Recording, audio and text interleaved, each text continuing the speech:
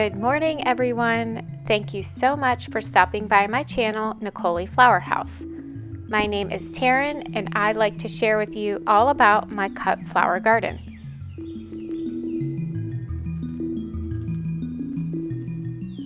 This first view is of my rain barrels. I do have 17 rain barrels, and I've been wanting to get these replumbed and hooked up for a long time now. But we are getting the exterior of our house painted, so I've waited because I needed to move those out of the way off of the new rain barrel deck that I had done over the winter. So they're still sitting here waiting to be plumbed, but as soon as our house is painted, those will get put together, and hopefully I can figure out some sort of irrigation for the garden using those barrels.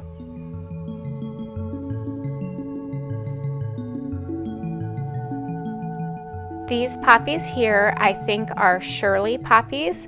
This is my first year growing them, so I'm not entirely clear on all the varieties, but I think these very beautiful thin papery ones are the Shirley poppies.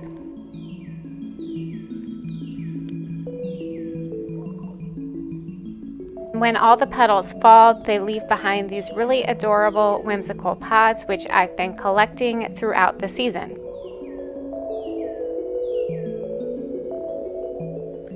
The way I planted these poppies was to just scatter about a bunch of seeds in the winter.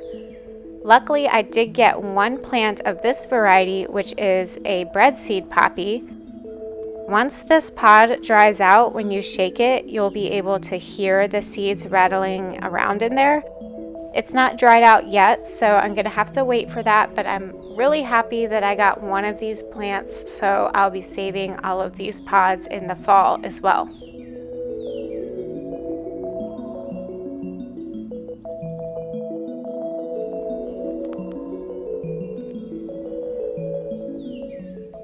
My bachelor's buttons are still looking very good.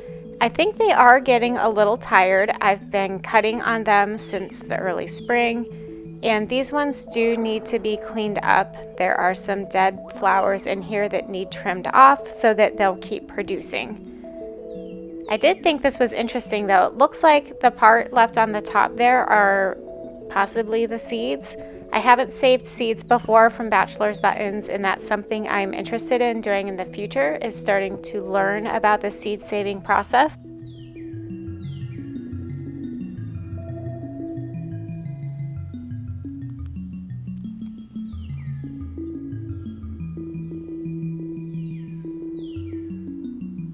Now this is also just a different variety of bachelor's button. It's a little more purple than the blue. And I can't keep the names straight. One of them is Classic Fantastic and one of them is Classic Magic. I believe I have more of the blue ones later in the video, and I do have that variety marked, so we'll see what that is then. My magnolia tendril peas are starting to set fruit.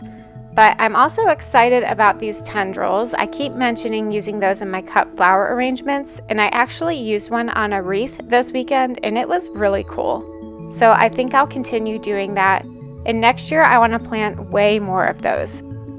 This is another type of garden pea I plant just for eating. This isn't for cut flowers or anything, but I believe it's a more dwarf variety.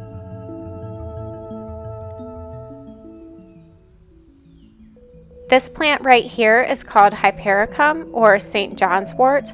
It's supposed to get really cool berries, I believe, in the fall. I'm not sure if I'll get any berries though, because I keep cutting on this and using the foliage in my arrangements. I really like it. It's soft, it has some movement, and I just keep cutting on it, so I'm not sure if I'll get berries or not. These are my daffodils. They're done flowering, but I'm leaving the greens alone so they can bloom the next year. And this box right here has a second succession of sweet peas. These were planted in the spring, so they're behind the other ones that you've been seeing all spring, but these ones are blooming nicely now. This bright pink one, I believe, is called Lisbeth, and that's from Floret Flower.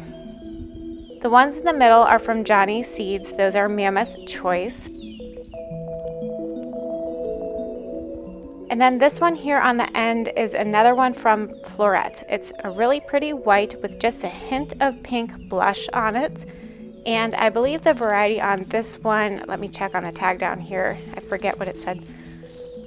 Oh yeah, it's called Piggy Sue. So I really like those two varieties from Floret. I didn't get the best germination with those seeds, so next time maybe I'll pre-sprout those into plugs and then plant them out in the spring instead of direct sowing them. Now this garden box is looking very sad, but I have decided to leave this garden box here because not only is there one surprise dahlia in it, but there's actually two more. So I'm thinking I must have thrown some tubers in here that I thought were not good or didn't have eyes on them just so they could compost down in this garden box, and they actually sprouted. I'm guessing that's what happened to them, but in the fall when those dahlias are done, I will take those out and I'm going to rebuild that garden box and use that as a permanent place for my eucalyptus seedlings that I have going right now. That weed keeps growing back in that garden box and I can't get rid of it because I can't get to the root system. But anyways, these seedlings are Dara. It looks like something might be snacking on them right here. I'm not sure, but they still look pretty healthy. There's nice new growth on them, and maybe I'll get blooms on those sometime soon.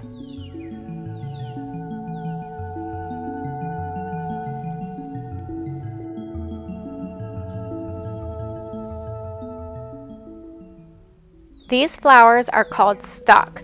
These ones look much taller and much better than the ones that I had tried to overwinter. Those ones that flowered in this early spring were very short and kind of lackluster. These ones look much healthier and they're much taller, so I'm hoping to get really nice flowers on them. I was thinking I wasn't going to plant stock anymore, but maybe I will. Now these flowers over here are called phlox. This is a new flower for me this year. I think it's perennial, so I'm not sure if I cut these if it will branch and send up more shoots or what's going on with it. I'm trying a lot of new flowers this year, so I'm really excited to see what develops, but I just don't have a lot of experience, so we'll just have to see what happens. These are Cosmos seedlings. They're finally starting to come up. I direct sowed these seeds along with some other ones throughout the garden that I'll talk about. They're doing okay, but they are coming along very slowly. We're having very warm days, but pretty cool nights, and I think that's confusing to these heat-loving plants, so they're just kind of stunted and hanging out. I also didn't get that great of germination with all the things I direct sowed, so there's a lot of holes. These are snapdragons. I believe the variety is avalanche. I'm not 100% sure on that, but I'll have to go back and look. These other snapdragons, I have some orchid ones, and then there's a mix called Trumpet Mix and a mix called University of California is the other mix. They're starting to slow down a little bit.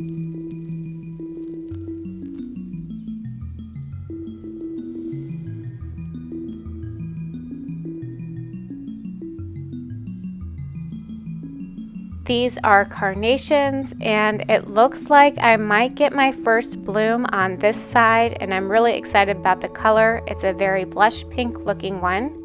But on this side, I finally have blooms on these Carnations. I've been waiting a while.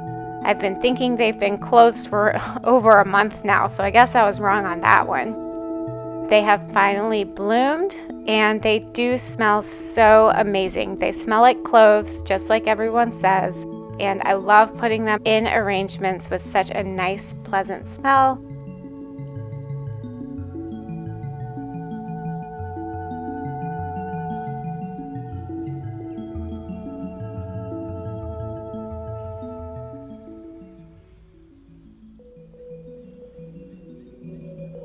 This is the second succession of bachelor's buttons, and these ones are completely loaded with buds, so I'll be getting tons of flowers on this very soon. And I'm excited that I do have a different color than the other two.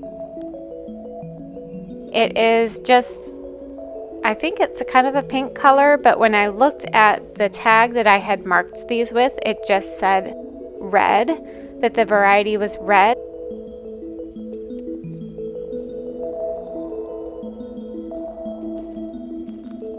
This one over here is similar to the other one I showed earlier. It is Classic Fantastic. So I'm guessing the darker bluish ones are Classic Fantastic, and then that lighter purple one must be the Classic Magic.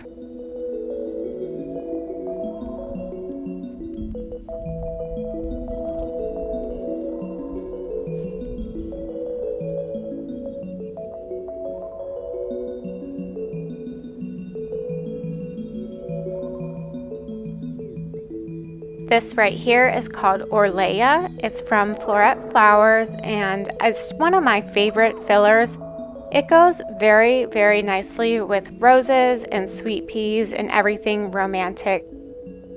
Just such a beautiful lacy flower.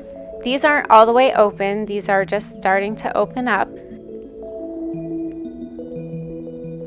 Now, if you're wondering what you're supposed to be seeing or looking at in this garden space, it is nothing.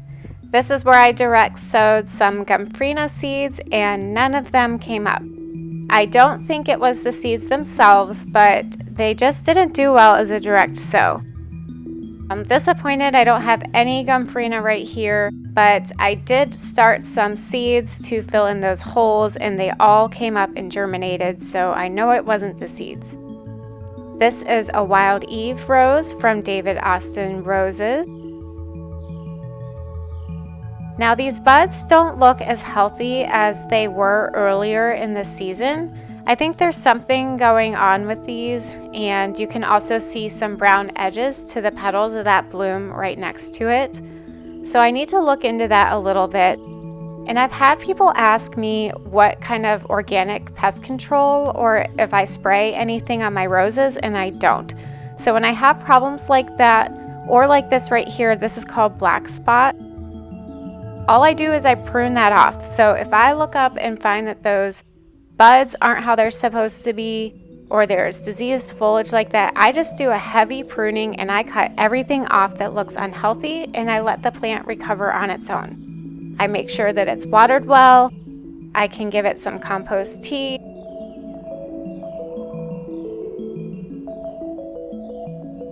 So that's just how I choose to take care of all of my plants in the garden. I don't spray anything. And if I lose something, I lose something. That's just how I like to approach the garden.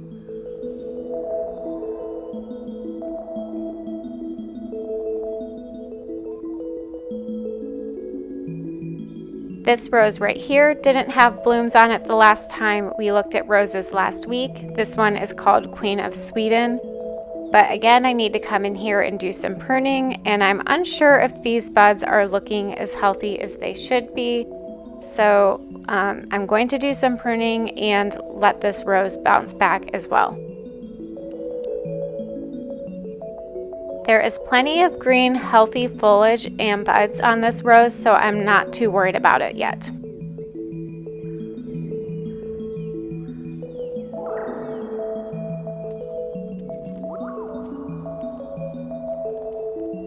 This plant right here is called Red Spike Amaranth, and the color on these leaves is so deep and beautiful. You can see these ones right here with a little bit of green aren't quite as mature as the first plant, but I just love the color, and I hope these last into the fall because I think it will look really amazing paired with my dahlias.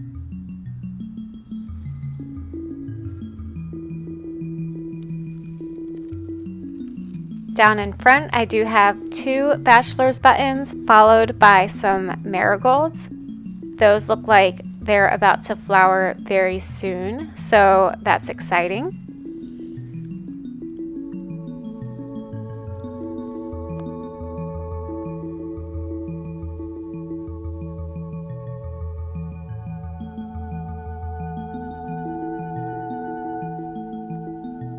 These are Nigella seedlings. They will get pods on them that are really cool once they're mature.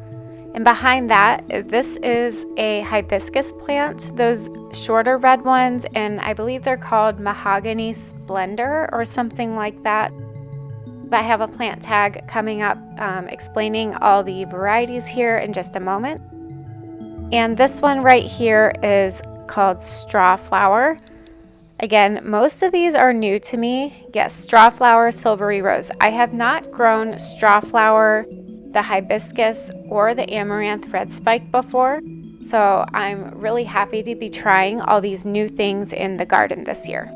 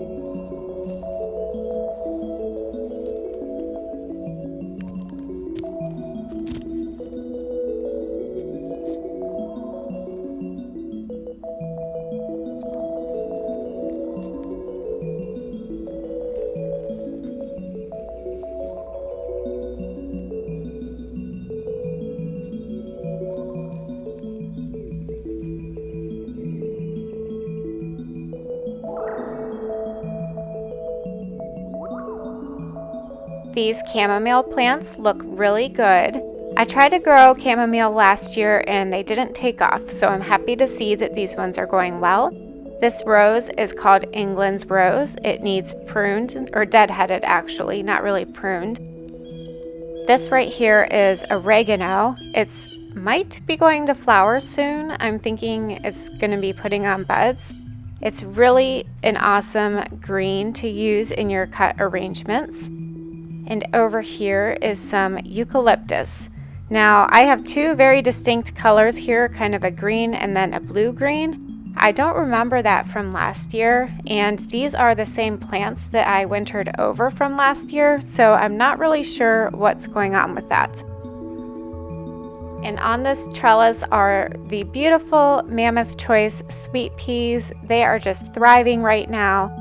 They're starting to come to the end of their season though. I have a ton of aphids on these right now, and they're also setting seed, so I know I won't have these much longer.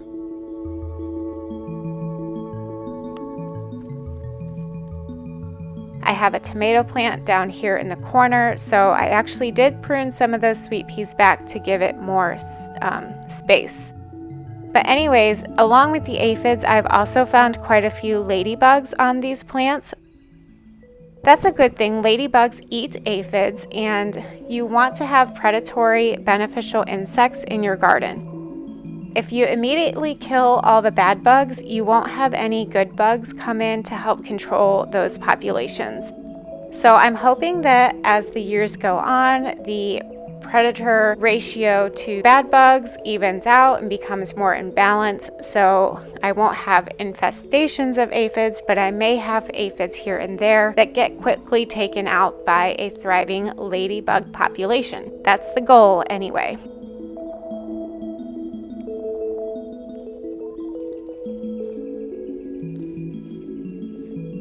Here is a better look at all the eucalyptus from the other side of that garden box. It's the same box, this is just an angle from the other side. It didn't look too good at the beginning of the season, but it's really starting to green up and look nice. Here's another view of the oregano. It's nice and tall. And next to that are my chrysanthemums. I don't know if you remember from last season, but toward the end of the fall, we had a huge windstorm and it knocked all of my mums completely over, so they were growing sideways. Now I have the green wire mesh support system up and they are growing straight through it as if it wasn't even there, so they're nice and supported and won't fall over.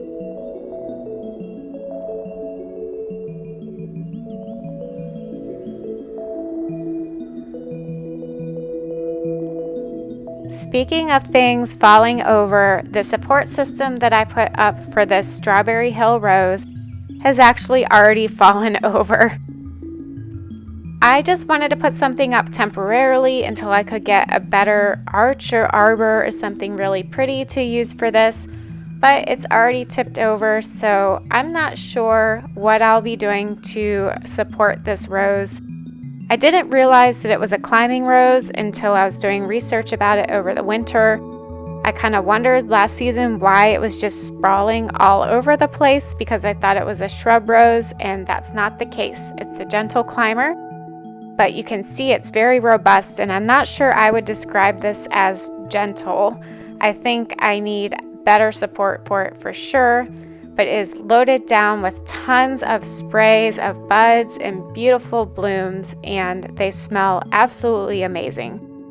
Now there is some black spot and fungal disease going on down here toward the bottom of the rose, so I'll need to take care of that and just do some pruning, but these flowers are just so beautiful.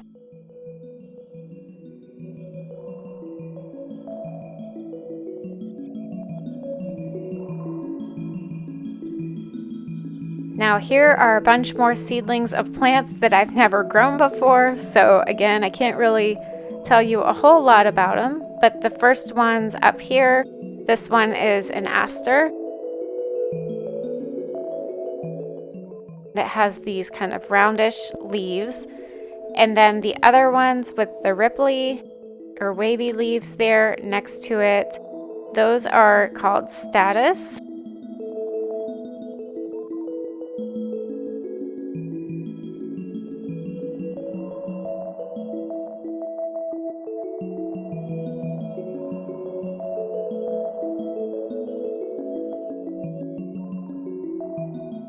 And then these really small seedlings are called scabiosa. I have not grown those before either, but I'm really excited. The pictures look beautiful of those. I think they are also known as pincushion flowers. This bed also has some Orlea down here at the end.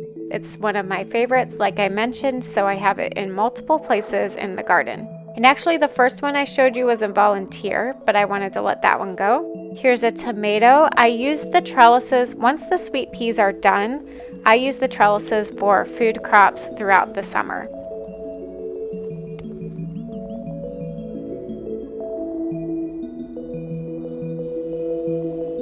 This is another David Austin rose. It hasn't bloomed yet, but it does have a bud. It is called Thomas Becket. And next to that is cilantro. I love the way cilantro flowers. I think they look like little green fireworks in my arrangements. They're so cute. This plant has gotten very big and has many, many flowers on it, which is amazing. And once these are done flowering, I'm going to take all of this out to give the rose that's behind it more space.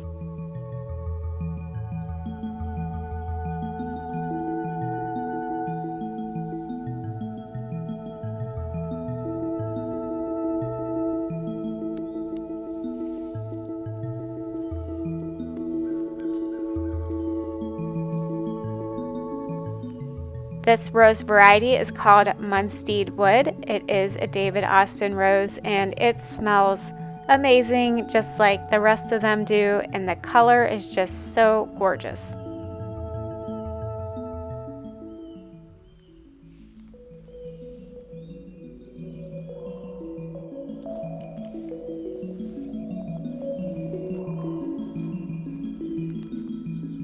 This flower is called Dara. It's not all the way open yet. It should be opening soon. And these were actually planted in the fall last year and overwintered. So I will be getting these blooms earlier than if I had planted them in the spring.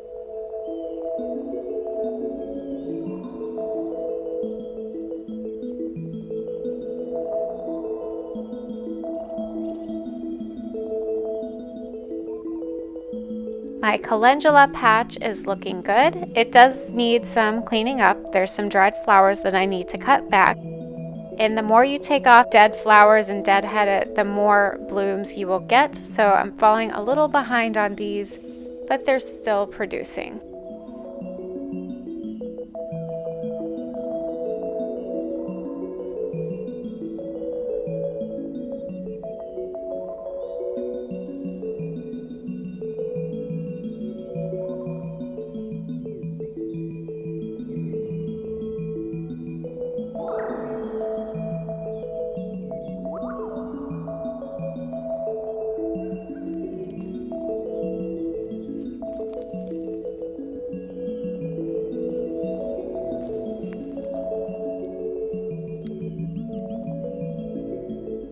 This garden bed has dahlias in it, and all of these dahlias are ones that I planted this spring from tubers that I ordered, and some of them are even just now starting to come up and just baby little sprouts out of the ground, but they're looking nice and healthy and coming along nicely.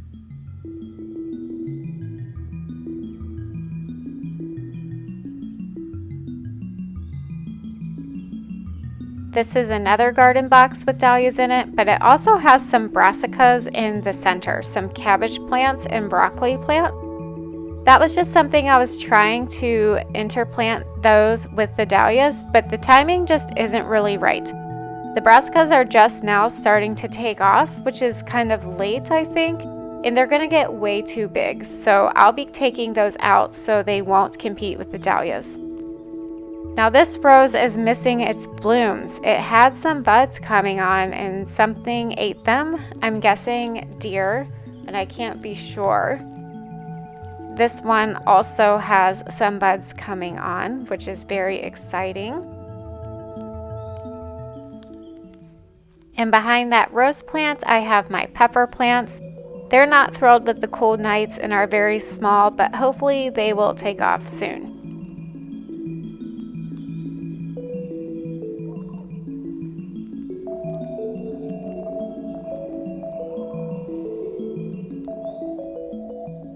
This rose is called the Lark Ascending, and it had not bloomed last week when I was showing all the roses, so that one is new. And behind it is a very sad looking bed with ranunculus that need to be cleared out. I do have some seedlings planted in there that will stay, so once I pull the ranunculus out, those seedlings will have more room, and they're actually rudbeckia. I have trouble growing sunflowers in my garden because a lot of the times they get eaten, so I like to plant a lot of rudbeckia.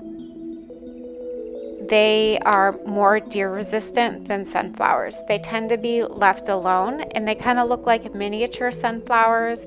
They have a similar look in a bouquet, so I like to have a lot of those.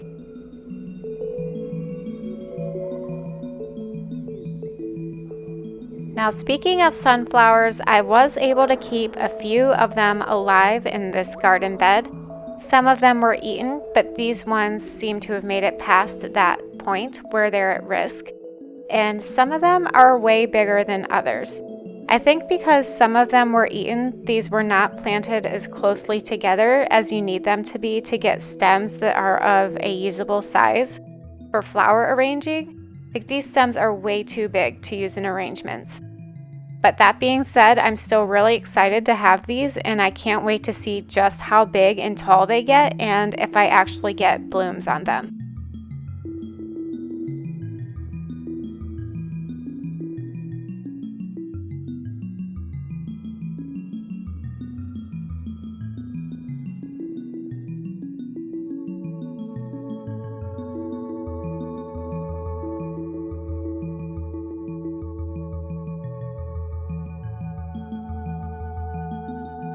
Now, the rose that's living underneath these sunflowers is called Vanessa Bell. She has gorgeous white flowers. I can't get enough of these. They're so pretty. This is the first season I've had this rose, and I'll have to keep my eye on those sunflowers. If it's crowding this rose out at all, I will take them down.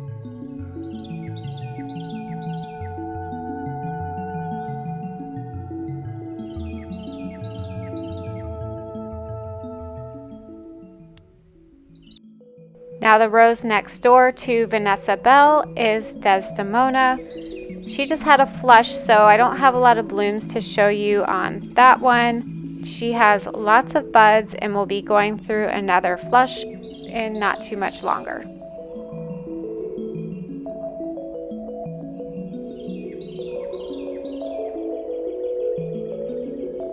And I'm not sure if you noticed on the last video, but Desdemona has pink buds.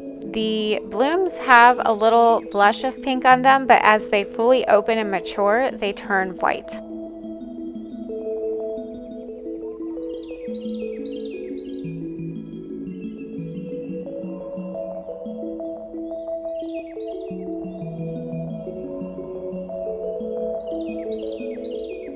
This garden box also has ranunculus that need to come out. There are a few that are still pushing buds and giving me blooms, but they're not the healthiest. It's kind of hard for me to cut out ranunculus when they are still blooming, but most of these have died back, and really these blooms aren't the best quality, so I do really need to take them out.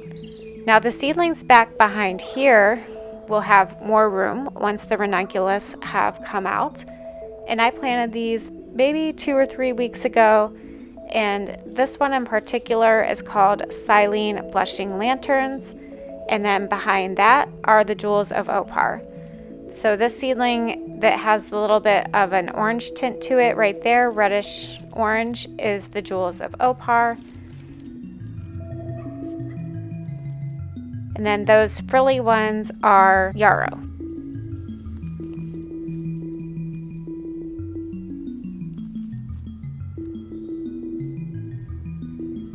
And I did find one bloom on the Desdemona to show you. It does have a little bit of blush pink to it, but that will fade into white as that bloom opens up.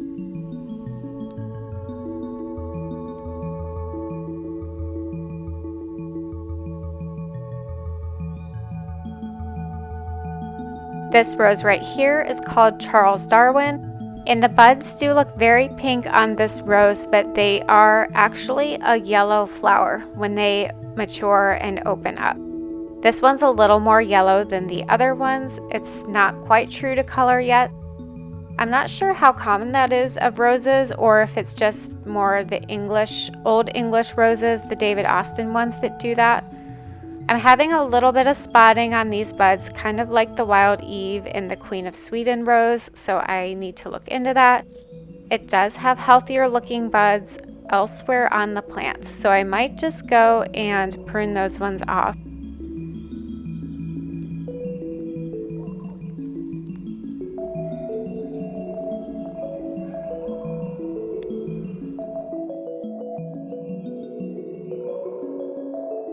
This garden bed right here is another one where I tried to direct sow some seeds.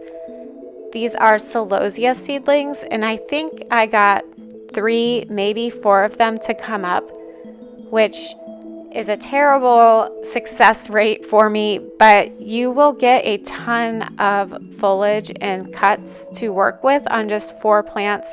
I think I only had 3 last year that were healthy and really big. Because my seedlings that I transplanted last year shocked really badly. But I do have more celosia seeds started that I can fill in those holes. I'm just going to be behind this year on when I get blooms on the things like the celosia and the cosmos, because those direct sown seeds did not germinate.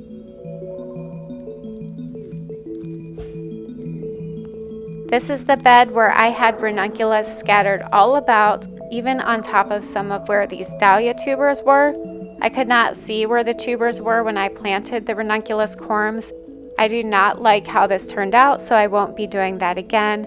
And actually, in the next day or 2, I'll be going through and making sure I take out all of those ranunculus. Now these dahlias have been pinched, so you can see that there's multiple bloom spikes of smaller stem size coming up from the plant. And that makes it much easier to arrange these flowers when the stems are thinner.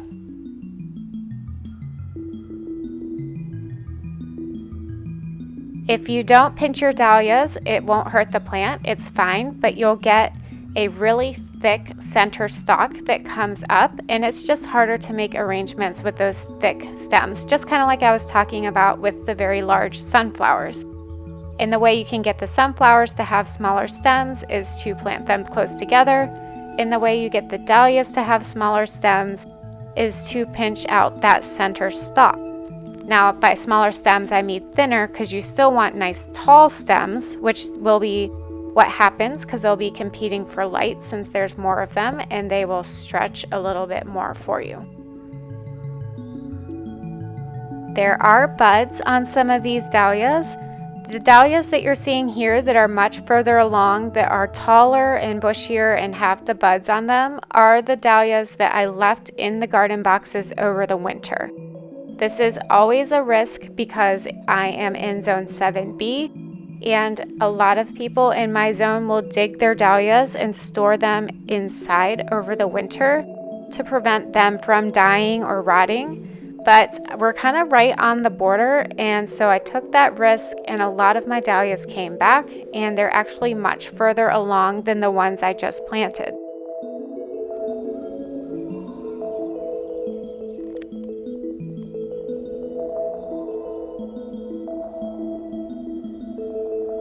This bed has 3 rows of ranunculus alternating with 2 rows of dahlias. I really like the concept of this. The dahlias and ranunculus are sharing a bed, but none of them are on top of each other. The ranunculus were not planted early enough to get blooms, so I'm not sure if I'll try this method again, but I think it worked better than just scattering the ranunculus throughout the garden bed. This bed next to it also has dahlias planted from tubers this spring. The bed behind it has gladiolus bulbs. I've never grown these before. They're looking very nice. My intention was to do succession sowings and to plant more bulbs every few weeks so I could get a continual harvest, but I'm behind. I haven't planted new bulbs in probably a month. I need to get out there and do that. But I have mixed colors in the first bed and all white ones right here in the second bed. And again, hopefully I will get more rows of those planted as we go. This bed has some direct sown cosmos seeds. These ones germinated better than the ones in the front garden beds, but still there's a lot of holes that I plan on filling with the seedlings that I have started indoors right now.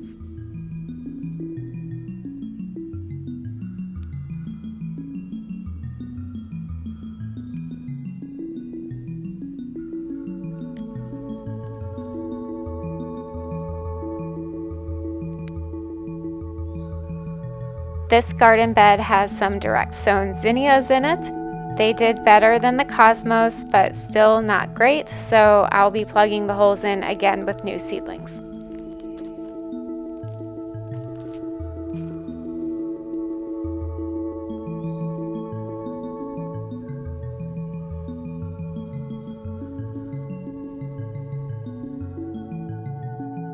Now behind this bed with all the gladiolus, I have what I like to call the log garden. That's something I built over the winter time. This right here, so I have some trees in the back. I'm trying to create a privacy screen between our property and our neighbor's property, just to give each of us some more privacy. And I have some perennial flowers planted in the very front of this garden bed. This right here is actually a cold hardy pomegranate tree. It's very tiny and maybe like 8 years from now I'll get fruit from it. I don't really know. But I'm glad that survived the winter.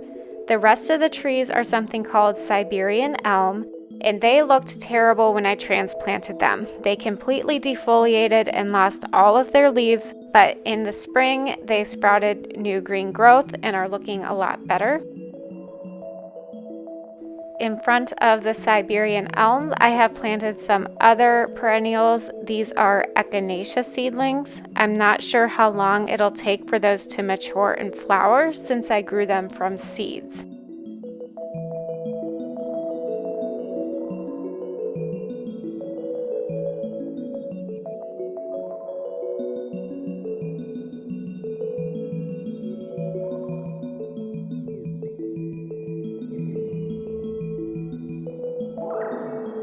These sad little seedlings right here are Eryngium or sea holly. I don't know if those will make it. They're very tiny and don't look very good, but again, they're perennials, so I'm going to continue watering them until they disappear, and we'll see what happens. And right here, I have a dahlia. This is the year of mystery dahlias. Maybe I planted that there. Maybe I just had a bunch of extra tubers and I just scattered them throughout the garden. It seems like something I would do, but I don't really remember doing that. It could just be mixed in with my soil. Since I moved the soil from the old dahlia patches into some of these new garden beds,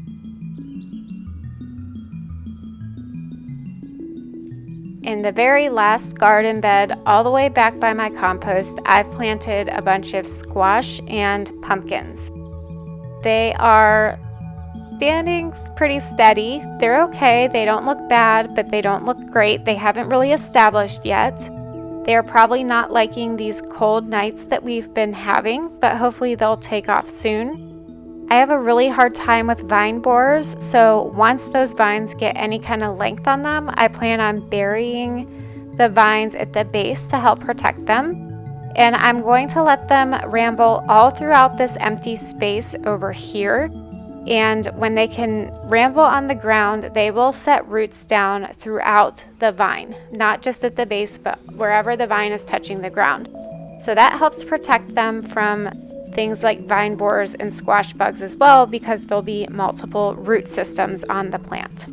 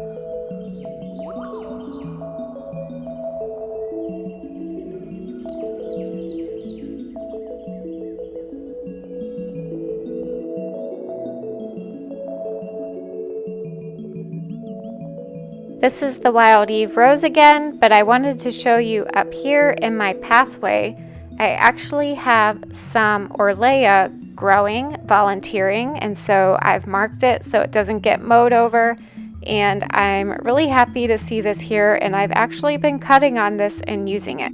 So this is what the Orlea looks like when it's opened up. And also, I forgot to show you earlier, below the poppies, I do have some dill here. It's looking pretty good. It's established, I believe, next to those California poppies. And then I have a tomato plant on this trellis. And underneath these poppies, I have basil way in the back there. So I'm thinking I need to prune some of those California poppies back so that the basil and the dill has more space. And this is the new rain barrel deck, and in front of that I had direct sown some zinnia seeds. I showed this last week. I'm starting to be able to tell which ones are zinnias and which ones are weeds. They do look very similar, but as I predicted, the zinnias are growing up nice and tall and the weeds are kind of sprawling and crawling around at ground level. The germination in this area was decent, but not as full as I would like, so I will be filling in these holes with new seedlings with the seeds that I just started and I'm growing inside right now.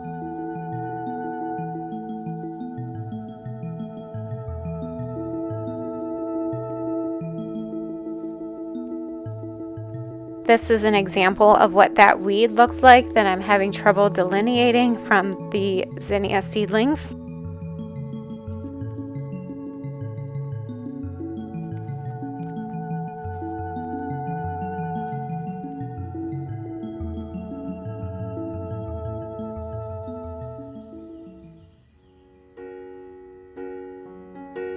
Here is a look at my eucalyptus seedlings that I started probably in January.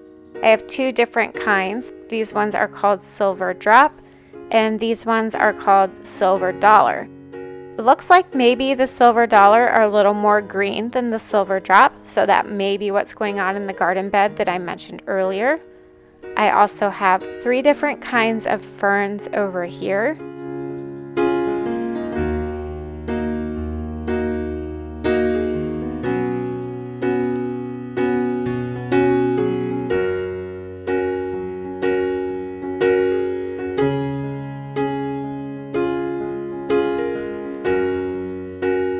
And I know I haven't shown these strawberry plants or my sub pod in a really long time, but these strawberries have done really well, and I've had to put up a little fence around my sub pod because every time I opened and closed the lid on that composting system, the strawberries were getting stuck in there. So I put a little fence up. Here are some sunflower seedlings. I wanted to try growing these in containers on my deck to protect them from the deer and rabbits. They are reaching for the sunlight. I don't know if you can see that or not, but they do get direct sun, but maybe not enough. So I'm not sure if this will work. Here is a look at the seedlings that I have recently started, and this is what I'm referring to when I keep saying I'm going to plug in all the holes in the garden beds with things that didn't germinate. I have some new seeds that I just planted yesterday that haven't germinated yet, so these are those. This is an update on my Lisianthus that I planted a really long time ago. They're very tiny, but I'm not going to give up on them. And some other seeds that are going to go outside eventually.